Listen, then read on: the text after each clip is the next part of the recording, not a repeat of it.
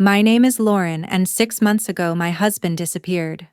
No note, no fight, no dramatic farewell. Just a suitcase zipped in silence, a front door closing softly, and the sound of his car pulling away for the last time. It's been 183 days since then.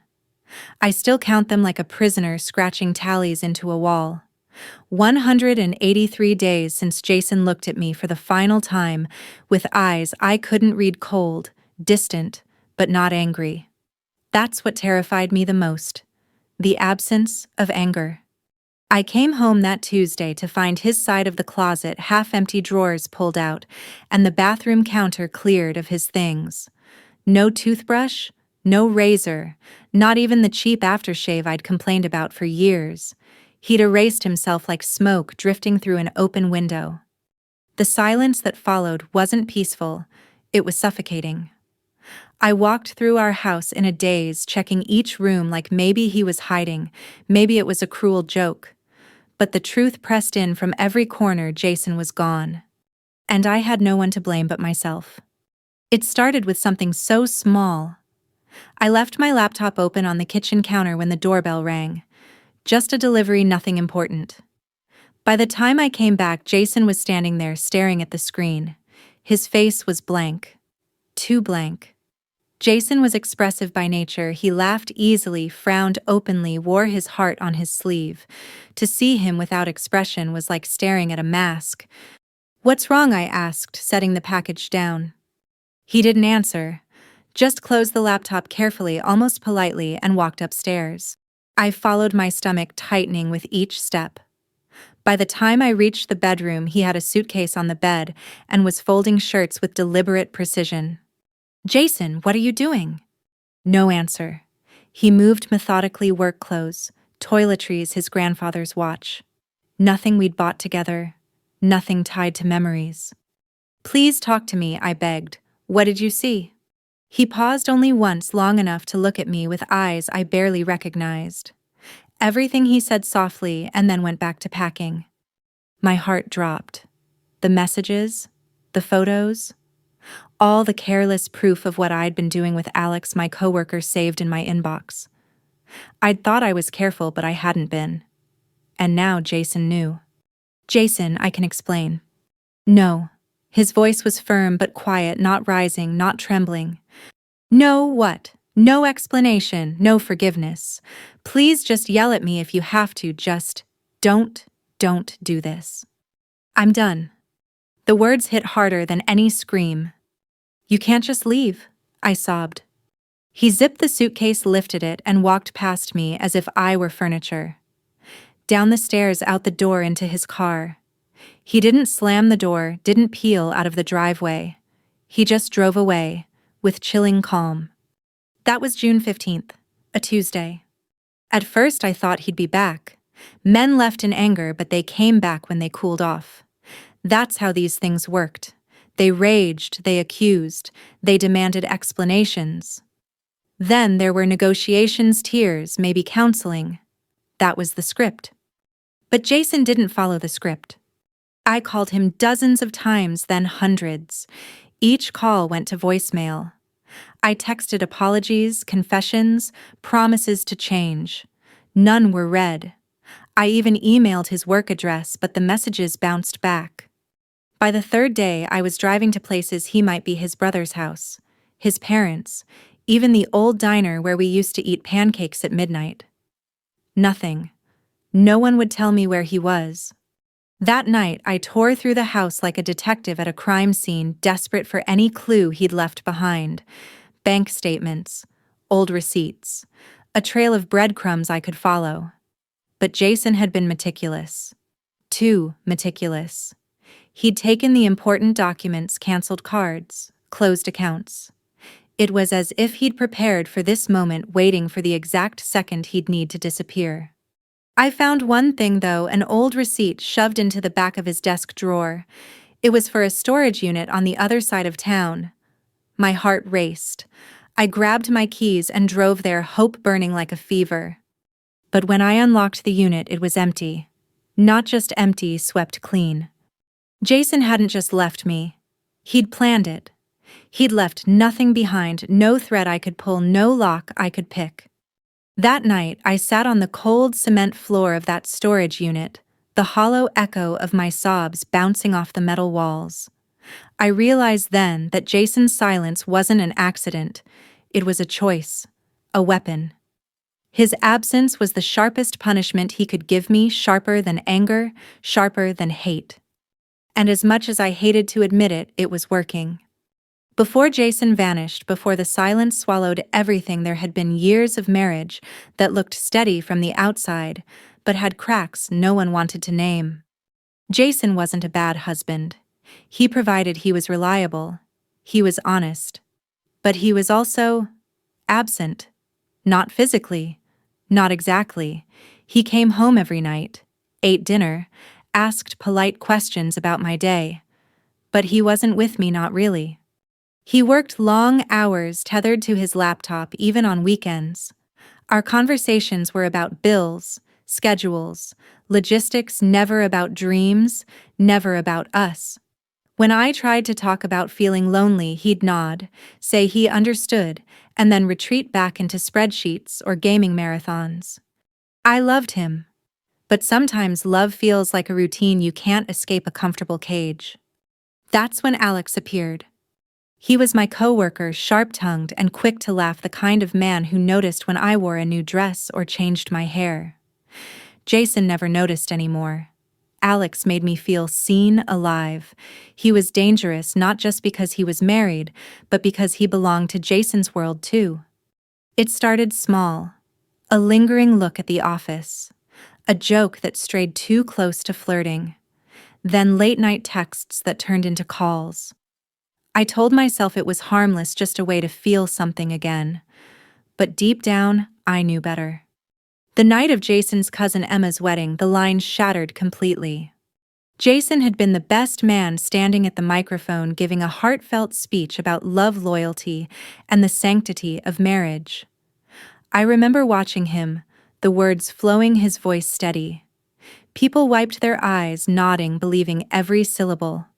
And while he spoke, I was slipping away to the coat room with Alex. It was reckless, selfish, shameful. But in that moment it felt intoxicating. The risk, the secrecy, the thrill of choosing something forbidden. For weeks after, I lived a double life. A wife by day, a lover by night. I justified it in every way I could. Jason never touched me anymore. He never noticed me. He never asked what I wanted. With Alex, I felt wanted, desired. But secrets have weight, and mine was heavier than I could carry forever. That Tuesday afternoon, when Jason found my laptop open, all my illusions collapsed. The screen was glowing with messages, months of exchanges between me and Alex. Explicit words, photos, plans for our next meeting. I hadn't logged out. Jason's face when I walked into the kitchen wasn't fury, it was emptiness. "Jason," I whispered. "What's wrong?" He didn't answer. Just closed the laptop gently like he was closing a coffin and walked upstairs. I followed him, panic rising like bile. By the time I reached the bedroom, the suitcase was already open, shirts folded with neat precision. "Jason, wait. Please, let's talk. We can fix this." His silence was unbearable. I tried again, my words tumbling over themselves. "You're not perfect either, you know. You bury yourself in work, you shut me out. You never listen." He froze for a moment, then looked at me. For the first time, I saw a flicker of something in his eyes. Not anger, not sorrow, but a deep, weary resignation. "Maybe," he said, "but I never betrayed you." The truth of it crushed me. He packed methodically, as if he'd been preparing for this day all along. A toothbrush, his work laptop, his grandfather's watch. Not one photo of us. Not one reminder of the life we'd built. "Jason, please." I begged, reaching for his arm. "Yell at me if you have to. Tell me you hate me. Just don't do this." He pulled away gently, as if even my touch was poison. "No," he said. "I won't give you that." Then he zipped the suitcase and left. Watching him walk out of our house without a backward glance, I realized something chilling. Jason wasn't running away in pain. He was making a choice. A deliberate surgical cut to remove me from his life. And it worked, because silence hurts more than rage. In the days after Jason left, I became a woman possessed. At first, I did what anyone would do, called, texted, begged. My phone became a lifeline I strangled with words he would never read. But when the silence stretched into weeks, I realized this wasn't just temporary. Jason hadn't stormed out in anger. He had executed an exit plan. I refused to believe he could erase me so cleanly, so I started searching for him, not just online, but in person. I drove to his office only to find his desk cleared, his name gone from the door. A receptionist gave me a tight smile and said he'd taken a leave of absence. She wouldn't say more. I drove to his brother's house, banged on the door until the curtains twitched. No one answered. At his parents', his mother looked at me through the window, shook her head, and let the curtains fall shut.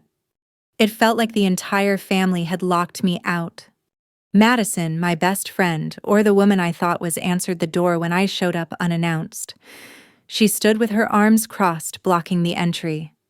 "Have you heard from Jason?" I asked. "Yes," she said flatly. Relief surged. "Is he okay? Please, Madison, where is he?" Her voice sharpened like glass. "He's fine. But he doesn't want you to know where he is." "Why are you protecting him? You know he wasn't perfect. He never noticed me, never cared." "Stop," she snapped. "Jason buried himself in work." "Yes. But he never betrayed you. You humiliated him, Lauren, with his cousin's husband. At their wedding, while Jason was giving a speech about love. Do you have any idea what you did to him?" The words hit harder than a slap. I wanted to defend myself, to say Jason had pushed me away long before Alex pulled me in. But Madison's face was carved from stone. "He doesn't owe you closure. He doesn't owe you anything," she said, and closed the door. After that, the world seemed to tilt against me. I still went to work, but people whispered in the hallways. Some stared too long, others avoided me altogether. Then the whispers spread online. Someone leaked screenshots of my messages with Alex's intimate graphic undeniable. Within hours, Reddit had picked it up. Woman cheats with groom at wedding. Husband disappears. Thousands of strangers dissected my life. Plays stupid games, wins stupid prizes. This guy is my hero, clean exit, no drama. She really thought he'd come back after that, delusional. I scrolled through every comment masochistic enough to drink in the cruelty. Strangers were laughing at me, admiring Jason's silence as if it were some kind of art. At work, HR summoned me. The director's lips were pursed, her tone polite but icy. "Lauren, personal matters have become public. We need to remind you that employees represent company values." I wasn't fired, but I left the office feeling branded. Even Alex turned his back on me. He sent one last message. This was fun, but not worth it, and blocked me on everything. Fun. That's what my life had been reduced to for him. By the end of the month, I was alone. Friends gone, family avoiding me, reputation in ashes. But instead of stopping, I escalated. I broke into Jason's email with an old password he'd once used. Locked out within hours. I drove by his old gym, his favorite bar, the bookstore he loved nothing. Once I thought I saw him through a bus window and chased it 6 blocks, lungs burning, only to realize it was a stranger with the same haircut. The humiliation was crushing. Even my sister, who had defended me through past mistakes, wouldn't look at me the same. "You humiliated him," she said one night, her voice quiet but firm. "Yes, he worked too much. Yes, he could be distant. But he didn't deserve this. You didn't just cheat, Lauren. You set fire to him in front of his entire family." Her words gutted me more than any internet comment. By then, Jason had become less of a man and more of a ghost story. He wasn't just gone, he was everywhere and nowhere. His silence infected my world, twisting every room, every memory, until I couldn't tell if I was chasing him or running from myself. And the cruelest part, His absence wasn't chaos. It was order. Deliberate. Clean. Everyone else filled in the blanks with their judgment, and Jason didn't have to lift a finger. He had weaponized silence, and it was working. By the second month, I wasn't just grieving, I was unraveling. Jason's silence had become a labyrinth I couldn't escape, and I threw myself against its walls until I bled. I started small. Fake accounts on Facebook, Instagram, Twitter, each one blocked within days. I don't know how he knew. Maybe friends reported me. Maybe Jason himself had a sixth sense for my digital footprints. When the internet failed me, I turned to the streets. I drove through neighborhoods we'd once walked together, scoured coffee shops where he used to write on his laptop, lingered in the parking lot of the hiking trails he loved. I told myself it was chance that maybe I'd bump into him and force a conversation. But deep down, I knew I was stalking him. One night I parked outside his parents' house for hours, engine off, watching the lights flicker inside. Hoping, praying he'd appear. Instead, his father opened the door, stared directly at my car, and closed it again. A silent warning. I cried the entire drive home. By month 3, desperation pushed me further. I hired a private investigator, a man named Wallace, thin, tired eyes, nicotine-stained fingers. I handed him a folder stuffed with Jason's old addresses, his bank info, even photos of us together. "Find him," I said. My voice cracked. "I'll pay whatever it takes." Wallace shrugged. "Missing spouse cases are tricky. Sometimes they don't want to be found." "I don't care. Just do it." For 2 weeks I waited by the phone like a condemned prisoner. When he finally called, my hands trembled answering. "Your husband," he said, "doesn't want to be found. He's covered his tracks. Paid cash. Changed numbers. Maybe left the state. Only thing I can confirm is he filed for divorce in Nevada. No fault. Quick. Papers should arrive soon." When the papers came delivered by courier, my heart clenched. Jason's signature was already there. The return address was a P.O. box. Cold. Distant. No room for negotiation. I refused to sign. Instead, I doubled down. I printed flyers with Jason's photo, missing husband. Please, contact. I taped them to lampposts near his old haunts, even left some at the library where he once spent Saturday afternoons. People stared at me with pity, confusion, or outright contempt. At night, I sat on the living room floor surrounded by old photo albums, tracing his face with my fingertips. Our wedding picture, trips to the lake, Sunday mornings in bed. I whispered apologies into the empty air as if Jason's ghost might hear them. But guilt wasn't my only fuel, anger was too. Sometimes, when sleep evaded me, I replayed our marriage with bitter clarity. Jason had faults. He shut me out. He drowned in work. He never fought for us, never asked what I needed. And when he found the truth, he didn't even rage, he just erased me. Part of me wanted to scream. Wasn't that a betrayal too? To disappear without a word? To refuse me even the courtesy of closure? But another part whispered that silence was the cleanest cut. I began haunting online forums for abandoned spouses, posting under fake names. Has anyone else's partner just disappeared? How do you live with the silence? Replies poured in sympathy, advice, sometimes mockery when they pieced together who I was. "You're the wedding cheater woman," one user wrote. "Why should anyone feel sorry for you?" I slammed my laptop shut, shame burning through me, but the words clung like tar. The obsession reached its peak one night in early October. I drove 3 hours to a tech conference Jason used to attend annually. I wandered through hotel lobbies, scanning faces, convinced he'd show. I even cornered a man with the same build, heart racing, until he turned and I realized he was a stranger. Security escorted me out after I caused a scene in the ballroom. I drove home humiliated, but still unwilling to stop. The truth was clear: Jason hadn't just vanished. He had constructed a life outside of me, brick by brick, while I clawed at the rubble of our old one. And yet I couldn't let go. Because his silence wasn't just absence, it was judgment. And every day I woke up trying to prove him wrong even as the world agreed with him. By month 5, obsession had hollowed me out. I lived in a cycle of searches, false leads, and sleepless nights. Then came the call that broke the cycle. Wallace, the second private investigator I'd hired, had found him. "He's in Oregon," Wallace said. "Small apartment, works at a tech company, keeps his head down. No social media, no listed number." "Are you sure?" "As sure as I can be. He's alive. Looks healthy." My chest tightened. Alive. Healthy. Building a life without me. I booked a flight the next morning. When I landed, my pulse hammered with every step through that unfamiliar city. I felt like an intruder in Jason's new world. Wallace had given me the address of his office. I waited outside like a stalker, my car idling across the street. And then I saw him. Jason walked out with a group of coworkers laughing. His hair was longer now, a beard framing his face.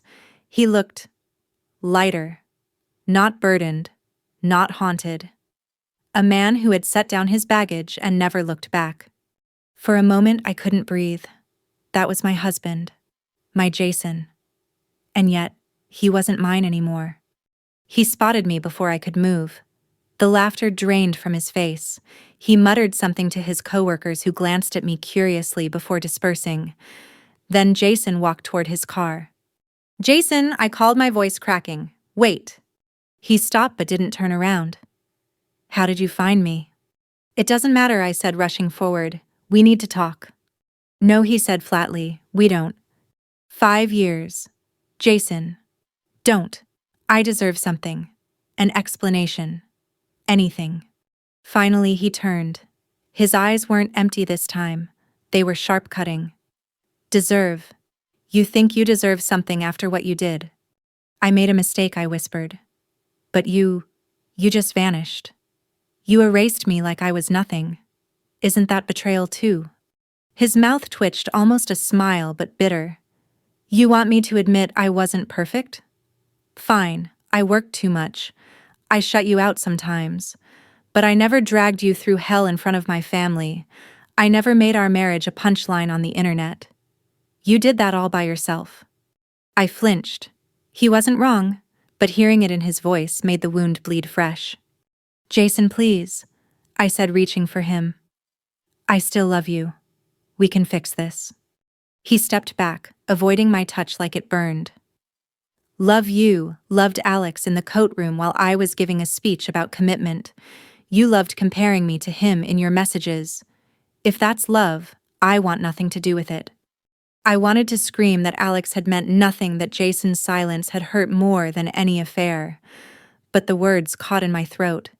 Instead I whispered, "What about forgiveness? What about second chances?" Jason's eyes flickered, and for a moment I thought I saw hesitation. But then his expression hardened. "Forgiveness isn't about you. I'll forgive you someday for my own peace. But that doesn't mean I have to let you back into my life. Second chances are for mistakes. You made choices, calculated, deliberate choices. For months." A woman approached then, pretty, understated, the kind of beauty that doesn't demand attention. She touched Jason's arm lightly, looking between us. "Everything okay?" Jason's voice softened for her. "Fine. Lauren was just leaving." The way he said my name, flat, detached, like I was nobody, shattered me. "Is this why you won't talk to me?" I demanded. "Because of her." "No," he said simply.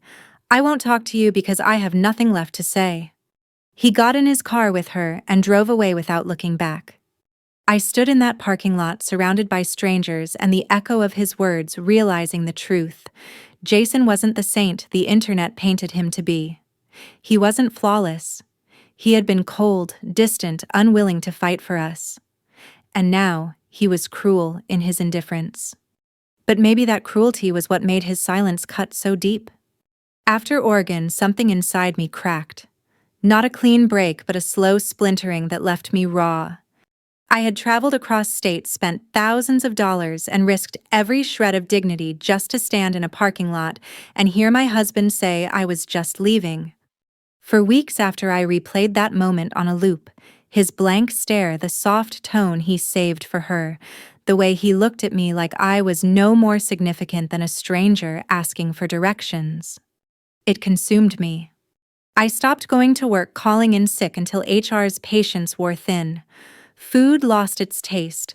Sleep became impossible. Nights stretched into mornings as I sat in the living room, surrounded by the ghost of him, empty frames, blank spaces on walls where his posters once hung, the hollow ache of his absence. But silence isn't passive. Silence corrodes. I started hearing Jason's voice in the quiet. Not the warm voice I remembered, but the cold one from Oregon, repeating his words over and over. You made choices. Calculated, deliberate choices.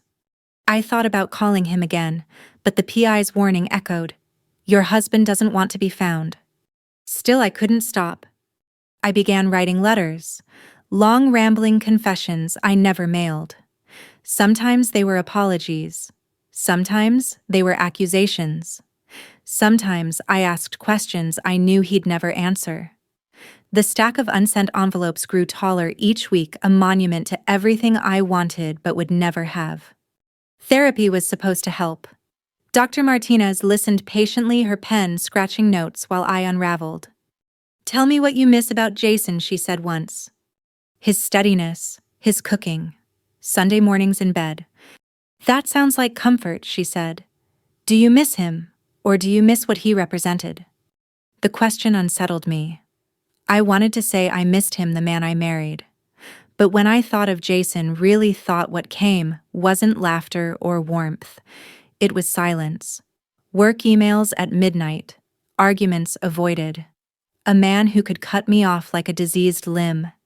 Jason wasn't perfect. I had tried to paint him as flawless, the victim who disappeared with dignity. But he wasn't. He'd been cold, distant. And in Oregon, he'd been cruel in a way that felt calculated. His silence wasn't just protection, it was punishment. He's hurting you still, Dr. Martinez said softly, even in absence. By month 6, the divorce papers arrived again. This time, with a court deadline. My lawyer explained I couldn't stall forever. If I didn't sign, Jason could finalize it without me. I stared at the papers for days, the ink blurring through my tears. It wasn't just a contract, it was an execution order, the official erasure of 5 years. I wanted to rip them up, to fight, to cling. But what good would that do? Jason had already chosen. He had chosen silence. He had chosen her. He had chosen a life without me. And maybe for the first time I understood why. I had humiliated him, betrayed him. But he wasn't blameless either. He had ignored me for years, withdrawn into work, refused to face the cracks in our marriage until it was too late. I hadn't just cheated because I was selfish. I cheated because I was starving for attention he refused to give. It didn't excuse me. Nothing could excuse me. But it made me realize something I hadn't before. Jason and I had destroyed each other long before Alex entered the picture. So one rainy Thursday morning, I picked up a pen and signed my name. The ink bled slightly on the paper, like the final tear of a wound that had festered too long. When I handed the documents back to my lawyer, my hands shook. That's it, I asked. That's it, she said. You're free. Free. The word didn't feel like freedom. It felt like exile. But in that moment, I also felt a strange stillness. Not peace, not yet. But a pause. The first quiet that wasn't filled with Jason's ghost.